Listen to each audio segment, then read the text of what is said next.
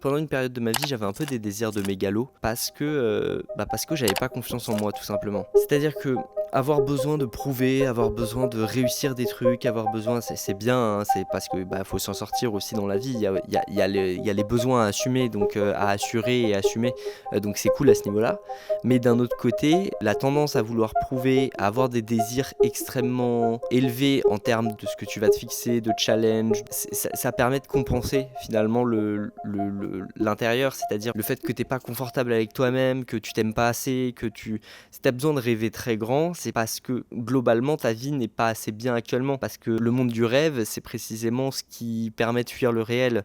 Et donc si jamais t'es suffisamment bien dans ta vie actuelle, t'as pas besoin d'avoir des rêves énormes, des objectifs énormes, tu vas pouvoir potentiellement te contenter de ce que t'as ici et maintenant. Et donc tu peux avoir un effet inverse, un peu potentiellement léthargique, où tu vas arrêter d'aller chercher pour toi et tu vas un peu t'endormir sur place avec une vie un peu ennuyeuse parce que t'as pas vraiment de désir de plus quoi, ou d'autre chose en tout cas, ou de découverte ou de curiosité. Et donc tu peux souffrir des deux cas, c'est-à-dire un excès de désir ou une absence. Et un excès de désir, c'est aussi terrible. Moi je suis tombé là-dedans pendant une période, après ma grosse période jeux vidéo où je me fuyais parce que les cours étaient insupportables et tout ça.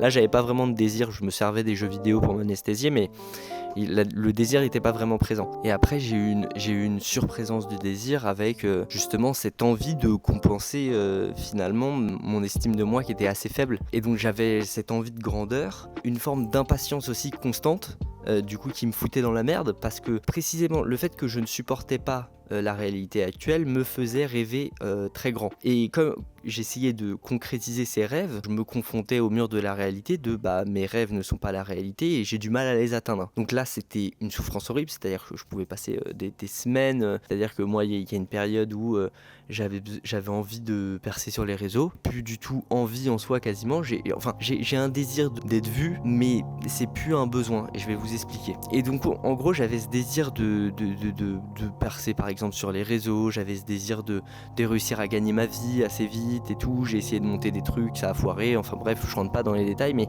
j'avais des désirs un peu grands et à chaque fois je me confrontais au fait que ça ne marchait pas, c'est-à-dire que en gros j'étais tellement bien dans mes rêves mentaux et c'était tellement dur d'aller dans le réel pour vous regarder et faire face en fait à nouveau à cette faible estime de moi, de finalement j'ai pas assez de douceur au moment où je me casse la gueule, au moment où ça se passe pas aussi vite que je veux pour me dire c'est bon frérot, ralentis, ça va aller, ça va le faire plus tard, tu peux prendre soin de toi. J'avais pas cette douceur là et du coup c'était terrible, c'était des accélérations et puis des arrêts brutaux parce que finalement je me rendais compte que ça marchait pas comme je voulais que ça marche. Et donc j'avais en tout cas j'avais ce rapport là pendant très longtemps, jusqu'au moment où j'ai failli finir en burn-out à 21 ans hein, parce que j'avais tellement besoin de compenser ce manque de confiance en moi au fond, cette souffrance en tout cas, et puis j'ai galéré pendant longtemps à l'école, enfin bref j'ai eu pas mal de trucs où j'avais besoin de compenser vraiment un truc quoi, et donc j'étais confronté tout le temps à ça et c'était terrible quoi. Puis j'ai rencontré quelqu'un qui m'a bien aidé, qui m'a fait comprendre comment je me traitais, pourquoi je me traitais comme ça, qu'est-ce qui se passait intérieurement, enfin bref, je vous passe les détails parce qu'on est là pour parler du désir. Et donc moi j'ai dû finalement me prendre suffisamment de claques par la vie pour réaliser que finalement c'était pas aussi facile que si tu veux tu peux, parce que je bossais beaucoup, mais il y a une forme d'incapacité intérieure, en tout cas j'allais potentiellement me saboter en permanence, ou j'allais faire des accélérations et m'arrêter, du coup ça marchait pas quoi. Il faut une forme de constance aussi, qui ne garantit pas un résultat pour autant hein, la constance. Il y a des gens qui sont constants toute leur vie, ça c'est un mythe dans la société, on fait croire que si tu travailles beaucoup, tu y arriveras forcément. Enfin il y a des gens comme, tu prends des écrivains célèbres, Nietzsche, tu prends Baudelaire je crois, c'est des mecs qui n'ont pas été connus de leur vivant, qui ont bossé et qui avaient des talents, mais juste c'était pas le moment, c'était pas l'époque, et donc voilà, faut savoir prendre son temps aussi quoi. Faut savoir prendre son temps et le réel ne rend pas toujours, donc ça c'est difficile à intégrer, c'est-à-dire qu'on n'a pas envie de voir ce truc là, on a envie de se dire que oui dans notre monde mental ça marche bien, c'est bien solide, du coup dans la réalité ça devrait marcher si je fais tant d'efforts. Non, pas forcément. Et du coup moi j'ai été confronté à ça, et donc après j'ai dû comprendre comment marchait le désir intérieurement. C'est-à-dire que j'ai eu une grosse période après d'absence totale de désir, c'est-à-dire pas d'absence de désir, mais d'abandon de ces désirs, dans le sens où je m'étais suffisamment fait souffrir avec cette carotte qui me faisait avancer, que j'obtenais pas, et qui allait, je pense, même pas compenser l'intérieur, en fait, au moment où j'allais obtenir, parce que la souffrance était à l'intérieur, en fait. L'extérieur peut changer l'intérieur, tu peux gagner quelque chose qui te permet de combler un truc qui est mal installé intérieurement, mais c'est même pas garanti, c'est-à-dire que c'est mieux de travailler bien à l'intérieur, pour après, finalement, aller chercher à l'extérieur, mais pas pour combler quelque chose, juste parce que ça t'amuse, quoi. Et c'est à partir de ce moment-là, d'ailleurs, que j'ai eu des résultats, c'est quand j'ai réussi à arrêter de partir de l'espace depuis lequel je partais. En fait, ce qui est fondamentalement important et ce qui a fondamentalement changé, c'est un équilibre du désir et c'est de l'endroit d'où je pars intérieurement pour me diriger vers mes désirs. Et ce qu'il faut comprendre, et je vais donner un exemple pour vraiment exprimer ça, c'est que on peut faire deux actions similaires, mais pas du tout pour les mêmes raisons. Et en réalité, ce qui est important, c'est les raisons.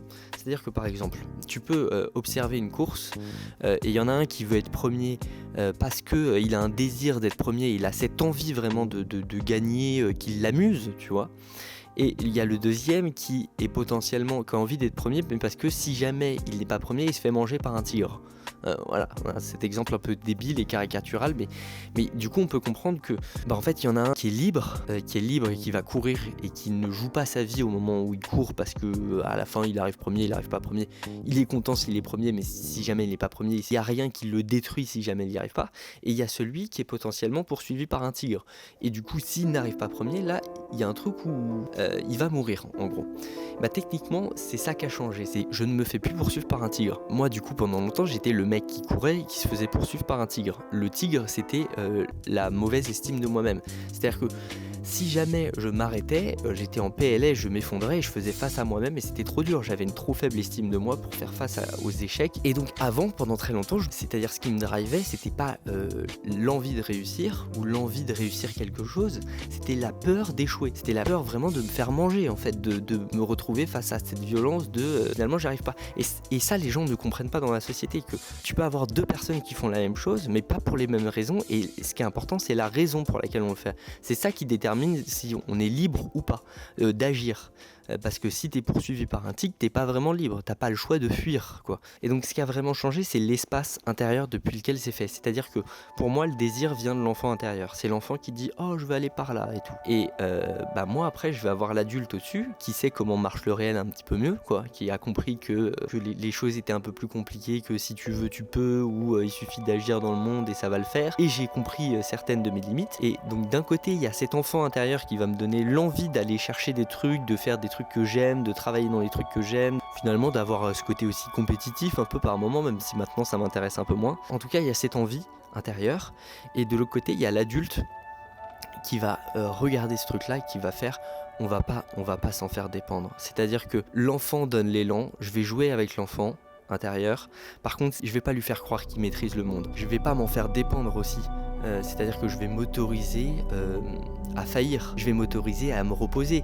Si jamais je me fixe un objectif mais que le réel par exemple me file une énorme grippe, je vais l'accepter.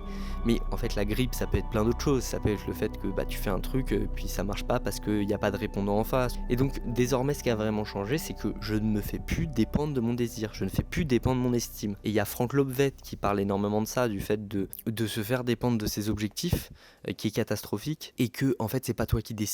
C'est pas toi qui décides si ça marche ou si ça marche pas. Toi, tu peux décider d'agir à la limite. Tu peux te dire, ok, je vais aller par là, je vais aller jouer à ce jeu. Par contre, tu décides pas vraiment du résultat. Tu peux tout faire pour que ça marche, mais tu décides pas au final qu'il y ait quelqu'un de plus fort que toi. Tu décides pas que le réel ne marche pas. Et c'est pas qu'une question de talent ou ce genre de truc. Tu prends un Nietzsche, il était pas en manque de talent. Non, l'époque faisait que. Et il y a plein de gens comme ça en fait qui ont fait croire dans cette société que il suffirait de vouloir et de faire pour réussir, alors qu'il y a plein de gens qu'on regarde à travers l'histoire qui sont connus après leur vie. Kafka, qui était un écrivain, pareil, il a été connu après sa vie. Et donc c'est pas juste une question de volonté. C'est pas juste une question de volonté. Arrêtez de laisser l'enfant prendre les commandes du désir et de vous autodétruire finalement. Faire dépendre réellement de ça, faire réellement dépendre votre estime de vous de ça, y a pas besoin en fait. Ça marche très bien de faire sans. On peut jouer sans mourir en fait, sans jouer sa vie à un endroit. Et donc et là il y a un vrai jeu, parce que un jeu où tu joues ta vie tu fuis de la peur, quoi, ou il y a un truc terrible. Donc voilà, j'espère que cette vidéo sur mon expérience par rapport au désir et par rapport à d'où on doit se placer pour partir dans le désir vous a aidé.